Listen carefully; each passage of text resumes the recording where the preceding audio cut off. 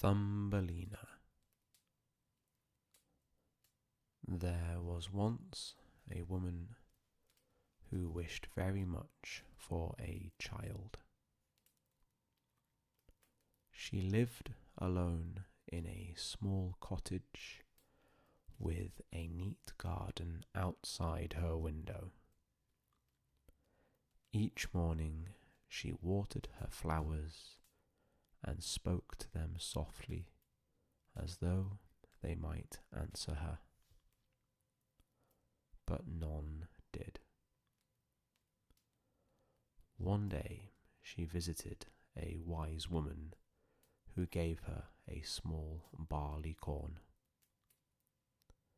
"Plant this in a flower pot," the old woman said, "and wait." The woman thanked her and did exactly as she was told. She placed the barley corn in the soil, covered it gently, and watered it each day. Before long, a slender green shoot rose from the earth. It grew taller and stronger until one morning it opened into a beautiful flower, its petals soft and pale, folded like a tulip in early spring.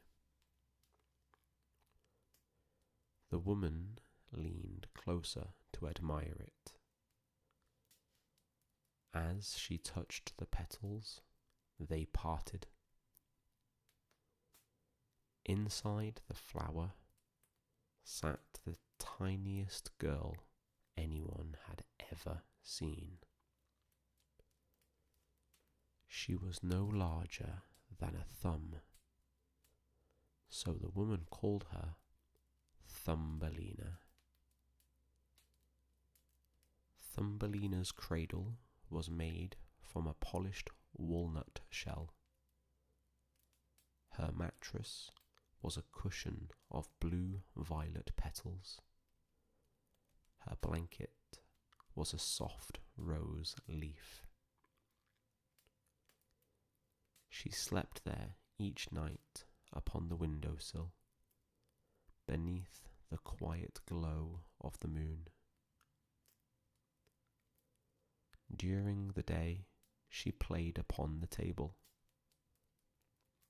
The woman filled a plate with water for her and laid flower petals upon it like boats. Thumbelina would sit upon the petals and row herself gently from one side to the other with a strand of horsehair for an oar. She sang in a voice so light it seemed almost part of the air, and for a time all was peaceful.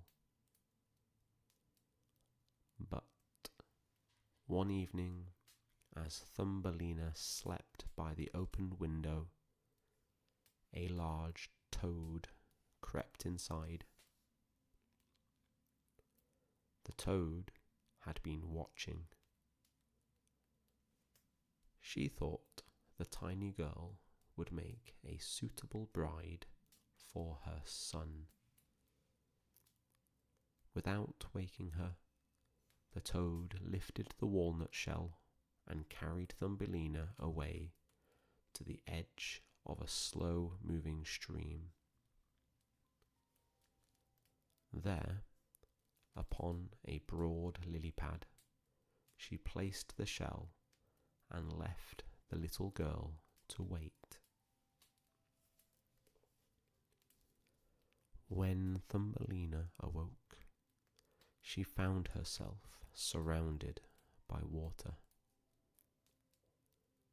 The banks were far away. The toad's son croaked nearby in what he believed to be a song. Thumbelina did not cry loudly. She simply sat very still. small fish swimming beneath the lily pad looked up at her. They heard what the toads intended. Quietly, they gathered beneath the stem of the lily pad and nibbled at it until it loosened. The current began to carry the pad downstream. The toads could not follow, and so Thumbelina drifted gently along the river, the sun warm above her head and reeds swaying at the water's edge. A white butterfly settled beside her for a while. The journey was slow. Eventually, the lily pad reached the bank of a meadow. There, a beetle spotted her.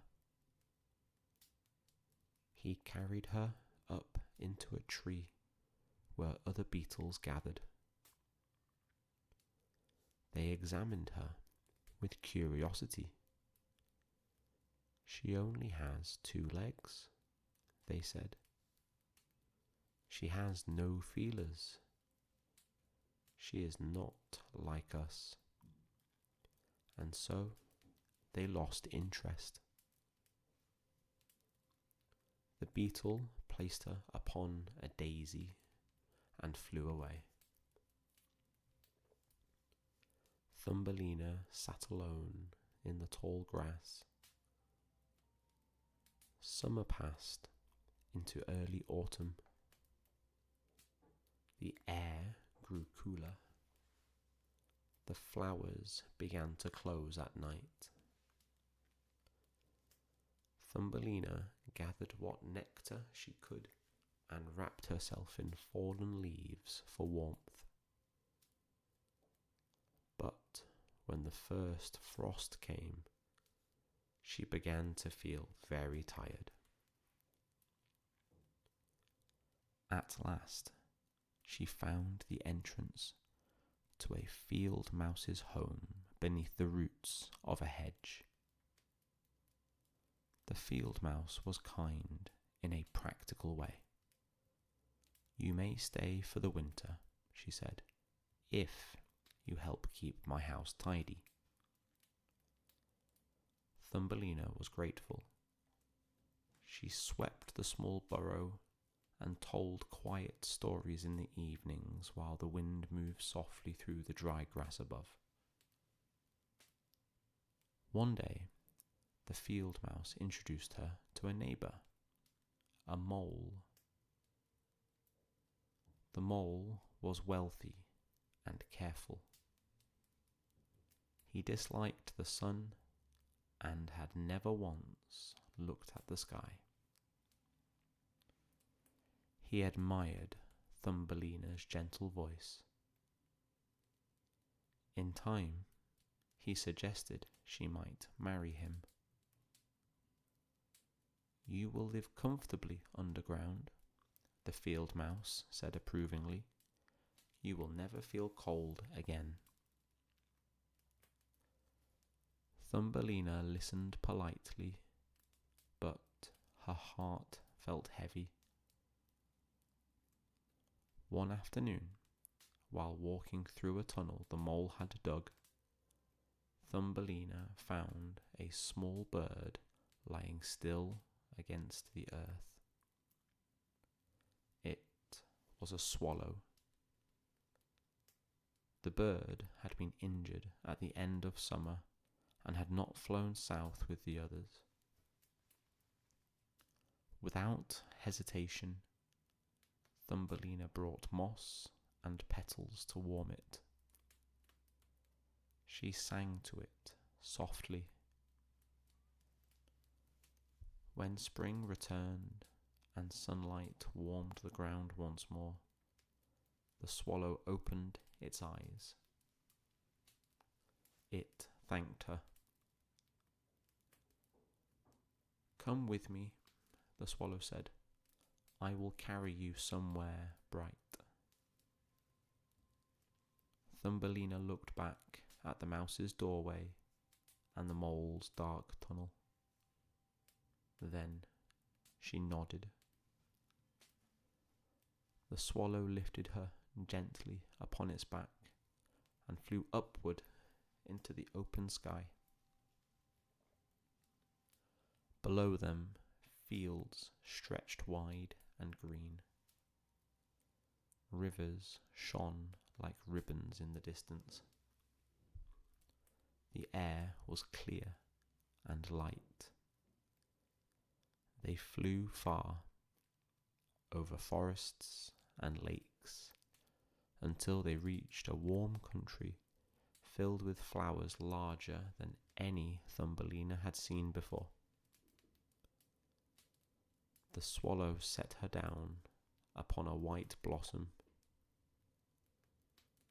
Within it stood a tiny prince, no taller than she. He too had grown from a flower. When he saw Thumbelina, he smiled, not in surprise, but in recognition. He offered her a pair of delicate wings. "You may stay here," he said, "if you wish." And so Thumbelina remained among the blossoms. She was no longer alone. The swallow circled overhead once before flying on toward the sky. And in that bright garden, where the sun was gentle and the wind moved softly through the petals, Thumbelina found a place where she belonged. The seasons continued their quiet turning, but now she welcomed them. And so the little girl, once no larger than a thumb, lived peacefully among the flowers.